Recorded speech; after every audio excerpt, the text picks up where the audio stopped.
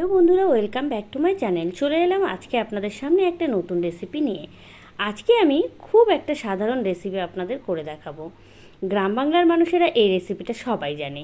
এই শাকটা সাধারণত বলে পাট শাক বা অনেকে পাটের শাকও বলে থাকে। এই শাকটা শহর অঞ্চলেও এখন অ্যাভেলেবেল পাওয়া যাচ্ছে। গরমকালে এই শাকটা খাওয়া অত্যন্ত প্রয়োজনীয়। এতে প্রচুর পরিমাণে ভিটামিন সি আছে এবং প্রত্যেকটা শাক খাওয়াই প্রচুর পরিমাণে আমাদের শরীরের পক্ষে ভালো। তো চলুন এবারে এই রেসিপিটা আপনাদের সঙ্গে শেয়ার করি। খুব সাধারণ একটা পদ্ধতিতে আমি রান্না করা দেখাবো আপনাদের। এখানে 5 ফোড়ন নিয়ে নিয়েছি। ফোড়নের জন্য নিয়েছি কাঁচা লঙ্কা বেশি করে, মোটামুটি এই 6-7টার মতো, আর নিয়েছি একটুখানি রসুন কুচি। চলুন এবারে রান্নাটা আপনাদের সঙ্গে শেয়ার করা যাক। পাট শাকগুলো খুব ভালোভাবে দেখুন মাথাগুলো নিয়ে নিয়েছি। পাট শাকের মাথাগুলো ভালো করে ছুলে নিয়ে এবারে ধুয়ে নিয়ে নিয়েছি। আর দেখুন ধোয়ার পরে কতটা জল বেরিয়ে গেছে এখান দিয়ে। জল ঝরাতে দিয়েছি প্রায় 10 থেকে 15 মিনিট আগে। যে কোনো শাক আপনারা রান্না করার 10 থেকে 15 মিনিট আগে ধুয়ে রেখে দেবেন, তাহলে জলটা বেরিয়ে আসে। এবার আমি তেল গরম করে নিয়ে কড়াইয়ে দিয়ে দিলাম ফোড়নের জন্য কয়েকটা কাঁচা লঙ্কা, অবশ্যই চিড়ে নিয়েছি লঙ্কাগুলোকে মাঝখান থেকে, আর দিলাম রসুন। তারপরে একটুখানি কাঁচা লঙ্কা রসুন নাড়াচাড়া করে দিয়ে দিলাম ফোড়নের জন্য কালো জিরে আর 5 ফোড়ন। এবারে কালো জিরে 5 ফোড়ন দেওয়ার পরে দিয়ে দিলাম জল ঝরিয়ে রাখা পাট শাকগুলো।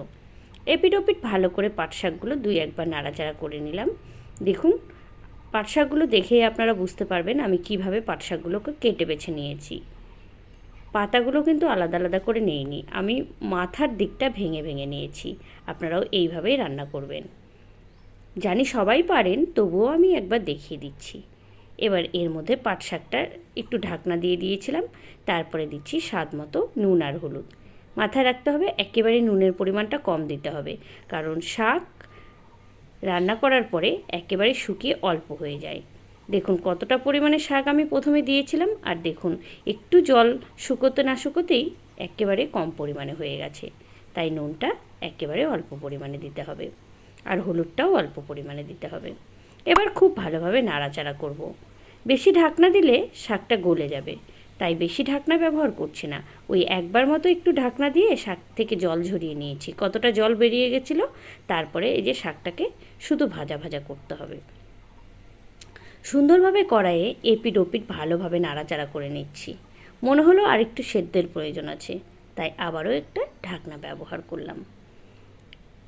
ওই 10 থেকে 15 সেকেন্ড মতো রাখার পরে আবার তুলে নিলাম ঢাকনাটা, নিয়ে আবারও দেখুন খুব ভালোভাবে ভেজে নিচ্ছি। আর আপনারা যারা ঝাল খেতে পছন্দ করুন তাদের জন্য এই লঙ্কাগুলো যখন শাক আপনি ভেজে নেবেন আপনারা, তখন এই লঙ্কাগুলোকে একটুখানি খুন্তির বলে চেপে ধরবেন। চলুন আবারও একটা ঢাকনা ব্যবহার করলাম, যাতে শাকটা খুব তাড়াতাড়ি করে ভাজা হয়ে যায়।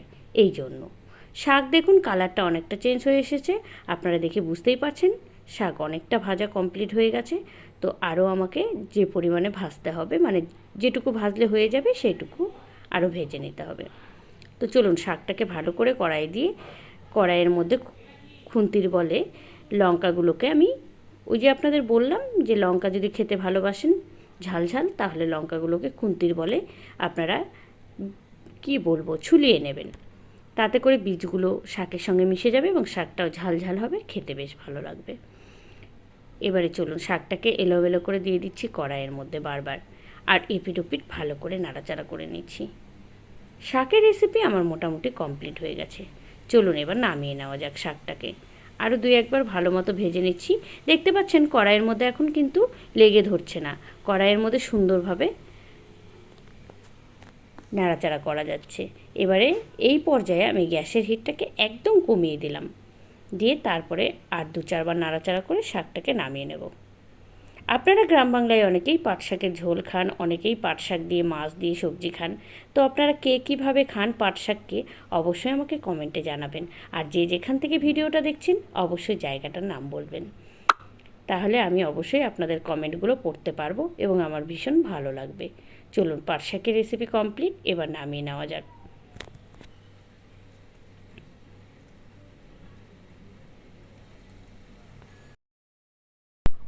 পাট শাক নামানো হয়ে গেছে, কালারটা দেখেই বুঝতে পারছেন শাকটা কত সুন্দরভাবে হয়ে গেছে রান্না, আর খুব কম সময়ের মধ্যে এই রেসিপিটা হয়ে গেল।